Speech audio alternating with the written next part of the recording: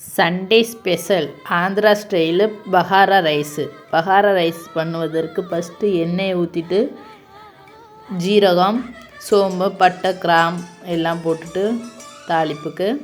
Next தக்காளி, வெங்காயம், இஞ்சி பூண்டு பேஸ்ட்டு, 2 கேரட்டு அறுத்து போட்டுட்டு அவ்வளோதான், முடிஞ்சு. நல்லா வதக்கி விட்டுட்டு தண்ணி எத்தனை கிளாஸ் அரிசி வச்சுருக்கோமோ அதுக்கு 1க்கு 2.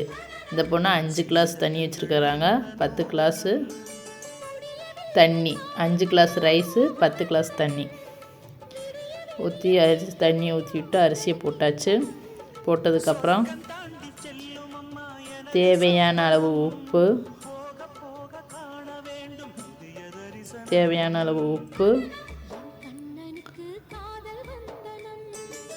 இது மேத்தினா வெந்தயக்கீரையை காய வச்சது மேத்தி, அது டேஸ்ட்டுக்கு. இது கறி மசாலா தூள். நல்லா இப்போ சாதம் வெந்து வந்துருச்சு. எப்பயுமே அரிசி எவ்வளோ வைக்கிறோமோ அதுக்கு 1க்கு 2 தண்ணி ஊற்றினா சோறு ஒன்றோட ஒன்று ஒட்டாது. ரெண்டாவது சிக்கன் கிரேவி பண்ணுவதற்கு வெங்காயம், ஜீரகம், மல்லித்தூள் 3 ஐட்டம் தான். நல்லா அரைச்சி எடுத்துக்கிறணும் பச்சையாகவே. இது வதக்கணும்னு தேவையில்லை, பச்சையாகவே அரைச்சி எடுத்துட்டு. இது ஆந்திரா ஸ்டைலு. நம்ம தமிழ்நாட்டில் எல்லாமே வதக்குவோம், அவங்க வதக்க மாட்டேன்றாங்க. வதக்காமலேயும் அந்த கறியில் சிக்கன் கழுவி வச்ச சிக்கனில் அப்படியேவும் தூக்கி இதை கொட்டிடுறாங்க, அரைச்ச மசாலாவை. அடுத்து இஞ்சி பூண்டு பேஸ்ட்டு.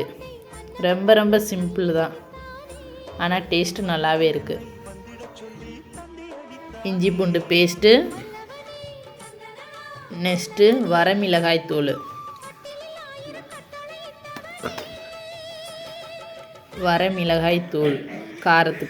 காரத்துக்கு தேவையான அளவு. உங்களுக்கு எவ்வளோ காரம் பிடிக்குமோ அவ்வளோ தேவையான அளவு போட்டுக்கலாம். ஒரு சில வீட்டில் சின்ன பிள்ளைய காரம் ரொம்ப சேர்க்காதுங்க. அதுக்கு பதிலாக நீங்கள் கொஞ்சமாகவே கூட போட்டுக்கலாம். வெரி ரொம்ப சிம்பிளான இதுதான் சிக்கன் கிரேவி ஆந்திரா ஸ்டைலில்.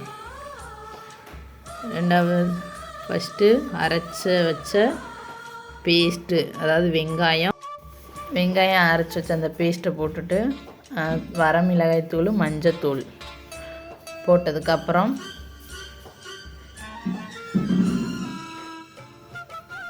இஞ்சி பூண்டு பேஸ்ட்டு, வரமிளகாய் தூள், மஞ்சத்தூள், நெக்ஸ்ட்டு தயிர், இதுதான் சேர்த்துருக்குறாங்க.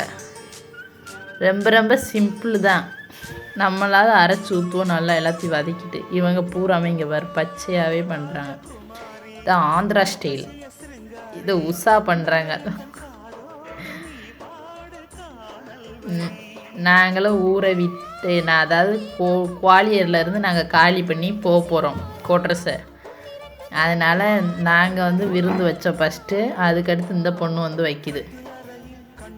விருந்து இல்லை, சும்மாவேவும் நான் இந்த பொண்ணுகிட்ட போவேன், அந்த பொண்ணு என்கிட்ட வந்துடும். எதாக இருந்தாலும் சாப்பாடு செஞ்சு ஷேர் பண்ணி சாப்பிடுவோம். அடுத்து எங்களுக்கு எந்த மாதிரி ஃப்ரெண்ட்ஸ் கிடைக்க போகிறாங்களோ, எப்படி இருக்க போகிறாங்களோ தெரியல.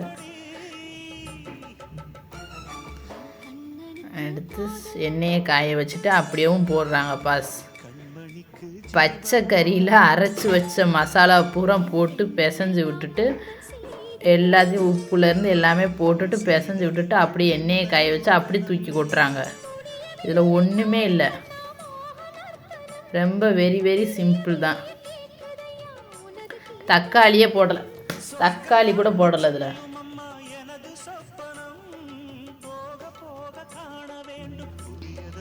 எல்லாத்தையும் ரெடி பண்ணியாச்சு. அடுத்து நாங்கள் சாப்பிட போகிறோம். சாதத்தை வச்சு ரெடி ஆயாச்சு.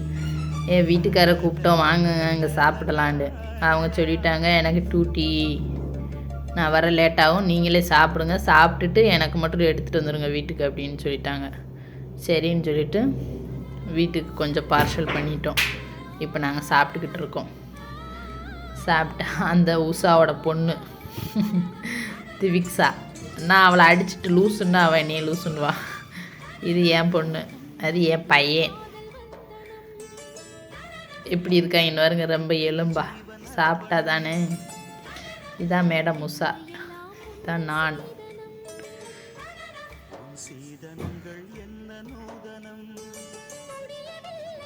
என் வீட்டுக்காரருக்கு கொண்டு வந்தாச்சு. அவங்க குளிச்சுக்கிட்டு இருந்தாங்க. குளித்து முடிச்சுட்டு வந்துட்டாங்க சாப்பிட. அப்படியே மாமாவுக்கு பரிமாறிட்டு முடிச்சுக்கலாம். பாய்.